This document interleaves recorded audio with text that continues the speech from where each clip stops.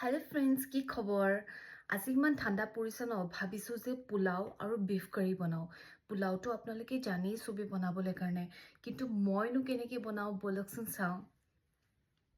কুকাৰটো পাতি লৈ তাতে ৰিফাইন তেল ডালচেনি দি দিলোঁ তাৰপিছত ইয়াত পিঁয়াজ দি দিলোঁ এতিয়া পিঁয়াজটো ভাজিব লাগিব পুৰা ব্ৰাউন কালাৰ হৈ যোৱালৈকে মই পিঁয়াজটো ভাজি থাকিম পিঁয়াজটো ভাজি ভাজি এইফালে চাওকচোন মোৰ মাংসও হৈ আছে পিঁয়াজখিনি মোৰ ভজা হৈ গ'ল তাৰপিছত ইয়াত আদা নহৰু পেষ্ট দি দিলোঁ অলপমান পানী দি কিনে তাৰপিছত ঢাকনখন মাৰি দিম এইটো টিক্স কিন্তু মই মোৰ আম্মাৰ পৰা শিকিলোঁ দেই তাৰপিছত এয়া দেখিছে নহয় পিঁয়াজখিনি মোৰ ভজা হৈ গ'ল তাতে এতিয়া নিমখ দি দিম নিমখ দি আকৌ অলপমান ভাজি মেলি তাতে চাউলখিনি দি দিম এনেকৈ পোলাওখিনি বনাবলৈ বহুত ইজি হয় যিসকল বিগিনাৰ হয় আৰু যিসকল হোষ্টেলত থাকে ন তেওঁলোকে আৰামছে বনাব পাৰিব